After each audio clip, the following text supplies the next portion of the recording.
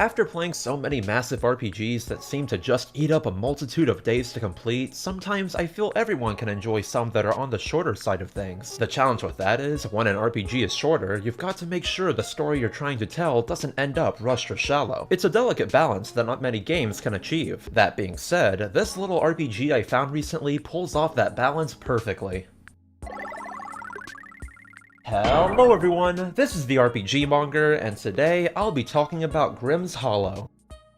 Having found the game spontaneously when Steam happened to recommend it to me, Grimm's Hollow is a delightful little game that took me by surprise in numerous ways. For one, purely presentation-wise, the game has a decent amount of polish in nearly all aspects of it. It's not like the game does things you've never seen before, but it executes them well. Take the battle system. At its core, the combat uses a turn-based formula, relying on timing mechanics to both deal damage and dodge strong attacks. That sounds pretty simplistic, sure, but later on things can become pretty intense as you have to always make sure you're ready to dodge attacks. And complementing that system, Grimm's Hollow also has a neat little skill tree, which no matter what game are always fun to level up. You can't go wrong with numbers going up after all. In many games, a battle system that simplistic would eventually lose its charm, especially if the game's length is massive. But that's where Grimm's Hollow uses its short length to its advantage, all of the game's mechanics never outstaying their welcome as a side effect. However, when it comes to this game, the battle system isn't necessarily the focus. Instead, Grimm's Hollow truly shines with its dialogue and story. Accompanied by a great art style, I found myself liking a lot of the side characters in this game pretty quickly. At least humor-wise, they definitely nailed things. One of my favorite little gags throughout the game being the slight altering of character names and dialogue boxes. To make things even better, next to all of this, Grimm's Hollow also has a pretty incredible soundtrack. Like, as of writing this, it's already been about 2 or so weeks since I played the game, but a lot of the music has continued to stick with me. Serious props to the two composers. Though now, as much as I want to continue selling this game to you, I've come to the point where I need to discuss the story. The good thing is, unless you're watching this video right before you go to sleep, this game is so compact you could stop watching right now, go get it on Steam, and then after playing it, still have time to return to the video all in the same day. Did I mention the game was free? Because yeah, it is. Literally, there's no excuse you can make to avoid playing this game, so don't even try. It's made in RPG Maker 2003 too, so nearly any computer can run it. On a side note, isn't it kind of insane how that engine still has quality games coming out of it? But yeah, go play Grimm's Hollow. Do it. Once you're done, this video will be right here waiting for you.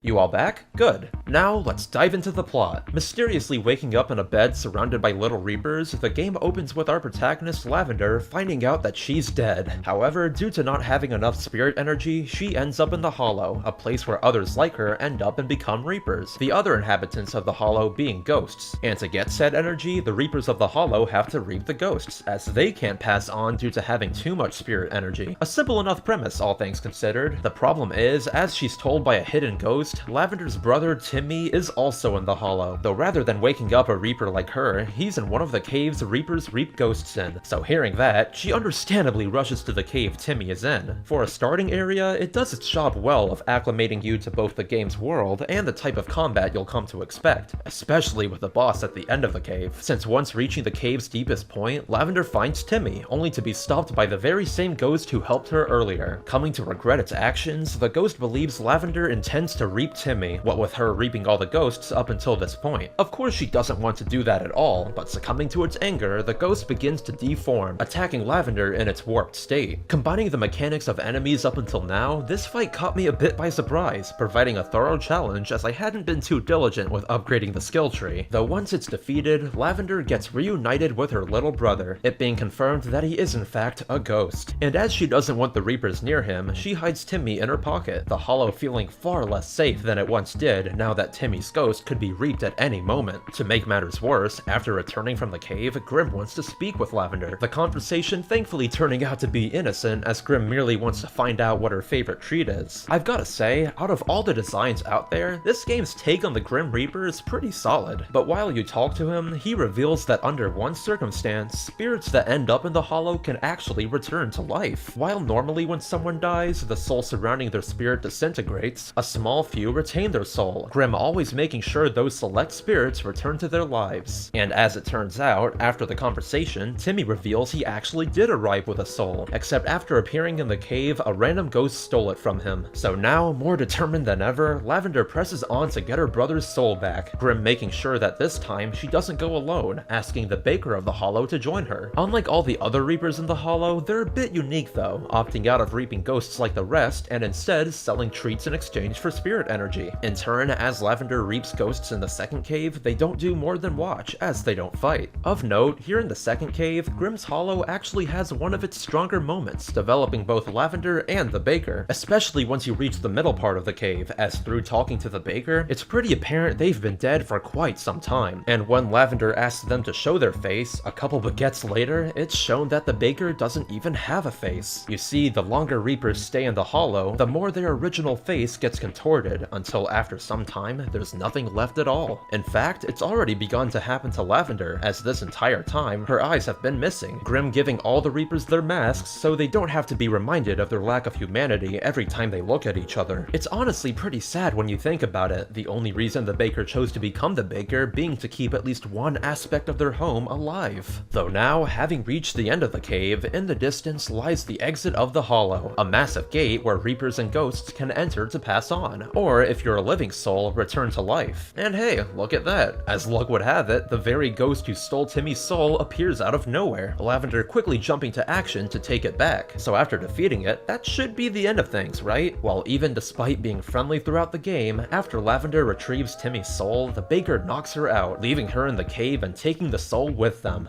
Like before, once again, the game becomes even more urgent now, Timmy's soul even more in jeopardy as the Baker not only stole it, but quickly ran away to the third cave, the only cave in the Hollow that connects to the gate. Unlike the two peaceful purple caves before, this one is definitely a bit more ominous, the walls and floors dotted with skulls and eyes. Hell, even the ghosts in this cave are buff. And rather than developing Lavender and the Baker like before, since they're finally alone, this cave develops Timmy and his relationship with Lavender, the little ghost becoming incredibly endearing the more you talk to him. I especially love how from this point onwards, you can select Timmy to talk to him anytime, the dialogue between the two being extremely wholesome. However, while that's just side dialogue to flesh the relationship out more, the real development comes later, when the two chat to pass the time. Accompanied by solid art, here the two discuss their lives, Lavender lamenting about their since-passed father and how due to money problems, their mother used to fight with him a lot, worsening an already pre-existing health condition due to stress. After he passed, Lavender began to hold it against her mother, the relationship souring in general. Then, as their mom worked to support the house, Lavender had to handle taking care of all the house's chores, playing with Timmy afterwards since he was the only normal aspect left in the family. At this point of the game, I was honestly shocked how thoroughly invested I'd become in the two siblings, and that only strengthened the more I went through the final cave. So now, after traversing the pale, somber final part of the game, Lavender reaches the gate, only to be met with an ominously glowing Baker. Originally taking the soul since they thought Lavender senselessly reaped the ghost who stole it, they try to get Lavender to let them through, and once learning about Timmy, attempts to trick her once again to get by. You see, the Baker had been in the Hollow a long time collecting spirit energy from all the Reapers, meaning that even though they never reaped, they were also stronger than any other Reaper, the final battle beginning immediately. I've gotta say, coupled with some top quality music, the battle with the Baker gets you seriously pumped. I mean, hey, what's not to love about Lavender's unique sprite art for this scene, coupled with Timmy having a chance to help you out during battle? For such a short game, it has no right being this cool. Both Lavender and the Baker technically fighting for a second chance at life, Lavender for Timmy's life, and the Baker for themselves. But from here on, the final battle will determine which of the game's 4 endings you'll receive, the deciding factors being whether you've completed your spirit, and whether you win the fight or not. Addressing the bad endings first, the one where you haven't completed your spirit or won the fight is pretty messed up to say the least. After losing and the Baker exiting the Hollow with Timmy's soul, without his soul, Timmy begins to warp, his transition from a sentient early ghost into a hostile normal ghost beginning. Knowing what's about to happen, Lavender attempts to fight Grimm to protect her deteriorating brother, losing in no time flat. What's worse, she ends up also witnessing Grimm reaping Timmy, resulting in her mental state shattering. Talk about a bad ending, at least it's only up from here. In the other bad ending, Lavender also loses, but this time she has enough spirit energy to pass on, and rather than being being prevented from leaving after Timmy gets reaped, she passes on as well. The game ending on a flat picture of 2 gravestones, which in its own way is pretty disturbing as well. Thankfully, now we're in the good endings. If you beat the baker but haven't completed your soul, Timmy manages to get his soul back, his human features returning. The thing is, Lavender has to break it to Timmy that she can't return to life with him, as he's the only one with a soul. It's crazy how a mere 3-hour game manages to contain a scene like this that actually got me a bit emotional, Lavender and Timmy's bond being a very relatable one. So after Timmy passes, unlike the bad endings, Lavender remains stable, Grimm helping her stay at the Hollow be a bit less depressing. Of note, in this ending, the baker's actions are a bit more understandable, as Lavender begins to relate more to their position, eventually getting a bit sick of the color purple. Though unlike the baker, Lavender has accepted her reality, working towards passing on herself. And finally, if you defeat the baker with a completed spirit, Lavender passes on with Timmy again, the ending mainly differing with the ending cutscene, this time being written by an older Timmy, long after he returned from the Hollow. Probably the most melancholic ending of all, Timmy recounts how after Lavender had died, their mom was left broken, having really cared about her daughter despite what Lavender thought. The thing is, after their dad died, Lavender began to alienate herself from everything in her life, not wanting to rely on anyone else out of the fear of getting hurt again. Many years later, Timmy understands her now, because after her death, he became like that too, eventually finding solace in the realization that the people around him are there to support him. And even despite it all, Timmy still remembers his time in the Hollow, never failing to remember how hard his sister worked to save him. Grimm's Hollow may be a pretty sad game, but man is it special. In a mere 3 hours, it manages to tell a story centered around loss better than most. Especially with that last ending, you can tell some emotion went into the writing, since at the end of the day, more likely than not, a lot of us have important people in our lives who've passed. The most any of us ever being able to do for them is just always making sure to remember. It's pretty powerful stuff. And if I'm being entirely real, my only real gripe with this game is the fact that there's no way to support the creator. So at the very least, here I am making a video about it. Hopefully by getting more people interested in this gem, I can repay the dev of Grimm's Hollow for making such a special little game. Though if you enjoyed the music of the game, you can go get the soundtrack on Bandcamp, so at least there's a way to support the composers. But yeah, in total, Grimm's Hollow is one of the best things to ever come out of RPG Maker. In my mind, joining the likes of other great indie RPGs as a game I'll always remember dearly.